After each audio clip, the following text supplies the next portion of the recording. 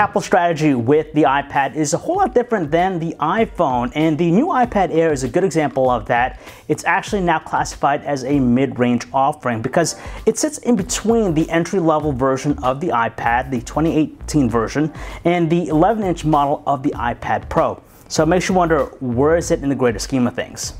Borrowing the same aesthetics and design language of its predecessor in the 2014 released iPad Air 2, the new iPad Air doesn't break from tradition. It can easily be mistaken for the iPad Air 2 unless you inspect them closely. It's a signature design that stays true to Apple's philosophy of being clean and simple, since it's incredibly well built, features a sleek aluminum body, and rounded edges with a subtle beveled edge.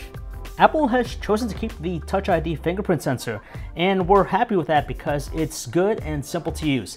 The headphone jack is still intact here, which is a sight for sore eyes, but interestingly enough, the only new addition here are the 3 pin connectors on the left edge, which allows for the support of the Smart Keyboard. It also supports the Apple Pencil, but it's only the first generation Apple Pencil and not the newer one.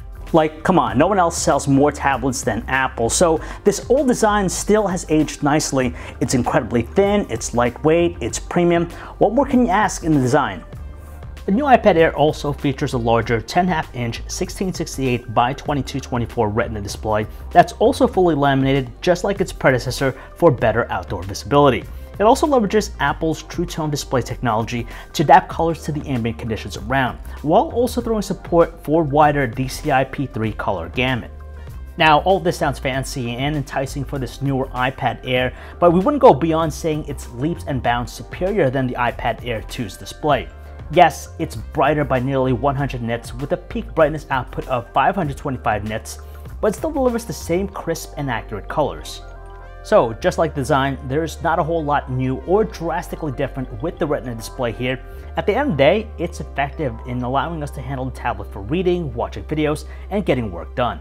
We'll cut to the chase here with the software. If you've held onto the iPad Air 2 and have continually updated its software to the most up-to-date version of iOS, version 12.2 to be exact, then you won't notice anything different with the new iPad Air.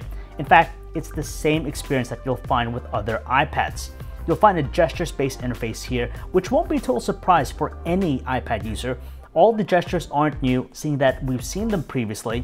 If you're new to the iPad though, you may feel a slight learning curve getting to know the ins and outs of the navigational experience. But after some time, these gestures become second nature.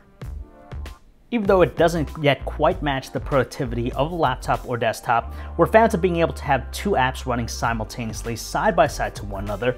Technically though, it's on a limited basis because all combinations aren't supported. Despite that, it's nice to know that there's a level of productivity that's available now with the experience. Apple's iPads have always been notoriously responsive, so don't expect that to change anytime soon either. The new iPad Air is powered by Apple's latest A12 Bionic chipset, coupled with 3GB of RAM, and it's exceptionally responsive as you'd expect. Then again, the aging iPad Air 2 still delivers equally as responsive results with basic tasks.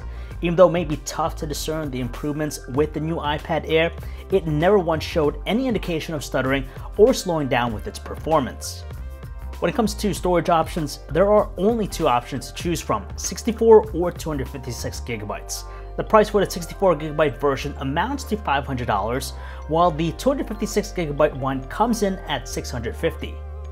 Now, if we're to look at the specs of the rear camera, it pretty much matches what was offered by the iPad Air 2. What we have here is an 8-megapixel backside luminate sensor with an aperture of f2.4. Now, that's nothing to gloat about in the world of cameras, but then again, we're dealing with a tablet here.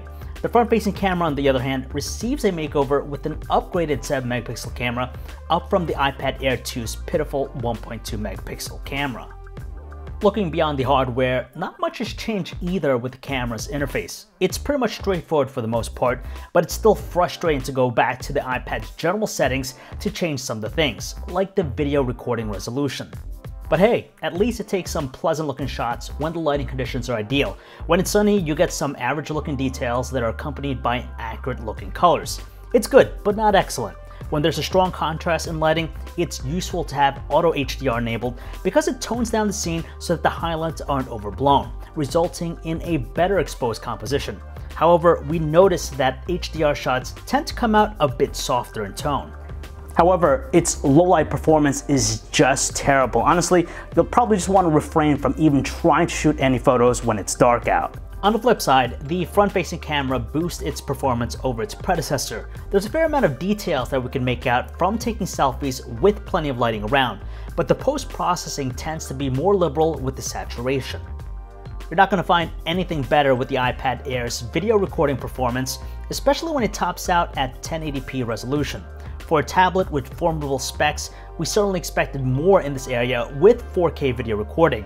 Instead, it's a forgettable performance that'll make you want to skip using it in the first place. The battery life with the iPad Air is great. On a day-to-day basis, we're able to easily get through the day with about 50% capacity left over with normal usage. Now, power users won't have any issues either trying to get a solid 1 day of usage. In our battery benchmark test, it eclipses the 10.5 hour mark, easily besting its contemporaries. What's annoying though is that it still requires a painstaking amount of time to get fully juiced. The 235 minutes it requires for the new iPad Air is just god-awful long compared to its contemporaries in the tablet space. Take the Samsung Galaxy Tab S4, which only needs 192 minutes.